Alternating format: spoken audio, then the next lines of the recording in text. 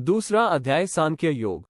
भगवद गीता का दूसरा अध्याय सांख्य योग के नाम से जाना जाता है।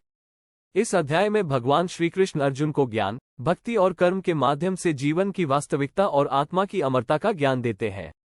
यह अध्याय गीता का सबसे महत्वपूर्ण और केंद्रीय अध्याय है, जिसमें श्री कृष्ण ने अर्जुन के संशयों का समाधान करते हुए उन्हें कर्तव्यपथ पर आगे बढ़ने की प्रेरणा दी है। अध्याय की प्रमुख बातें। अर्जुन का संशय और निराशा। युद्धभूमि में अपने परिजनों और गुरुओं को देखकर अर्जुन का मन विचलित हो जाता है। वे सोचते हैं कि अपने ही संबंधियों को मारकर प्राप्त किया गया राज्य किस काम का होगा। इस मानसिक अवस्था में अर्जुन ने अपना धनुष डाल दिया और युद्ध करने से इनकार कर दिया। भगवान श्री कृष्ण का उपदेश। अर्जुन की इस निराशाजनक स्थिति को देखकर भगवान श्री कृष्ण उन्हें जीवन और मृत्यु का वास्तविक अर्थ समझाते हैं। वे अर्जुन को बताते हैं कि आत्मा अमर है और केवल शरीर नाशवान है। आत्मा की अमरता। श्री कृष्ण बताते हैं कि आत्मा न कभी जन्म लेती है और न ही कभी मरती है। आत्मा शाश्वत, अविनाशी और अजर अमर है।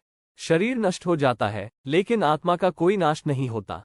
कर्तव्य और कर्म योग। भगवान श्री कृष्ण अर्जुन को यह भी समझाते हैं कि प्रत्येक व्यक्ति का कर्तव्य है कि वह अपने धर्म और कर्तव्यों का पालन करे। वे अर्जुन को कर्म योग का मार्ग दिखाते हैं, जिसमें व्यक्ति अपने कर्तव्यों का पालन बिना किसी फल की आशा के करता है।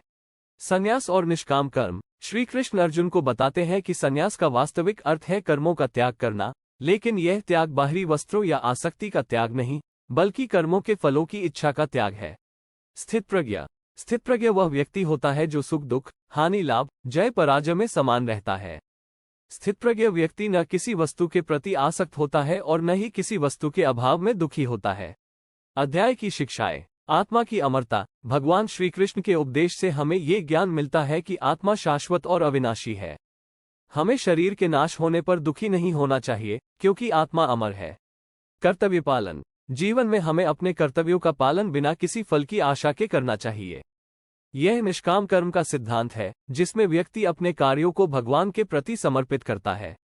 स्थितप्रज्ञता। जीवन में हमें सुख दुख, हानि लाभ, जय पराजय में समान रहना चाहिए।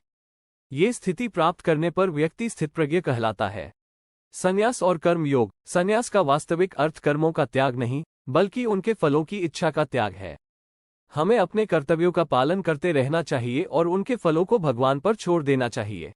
निष्कर्ष। सांख्य योग के माध्यम से भगवान श्री कृष्ण ने अर्जुन को आत्मा की अमरता, कर्तव्य पालन, स्थितप्रज्ञता और संन्यास का वास्तविक अर्थ समझाया। यह अध्याय हमें जीवन में निष्काम कर्म करने, अपने कर्तव्यों का पालन करने और आत्मा की अमरता को समझने की प्रेरणा देता है। सांख्य योग जीवन के गूढ़ रहस्यों को समझने और उन्हें अपने जीवन में अपनाने का मार्ग दिखाता है।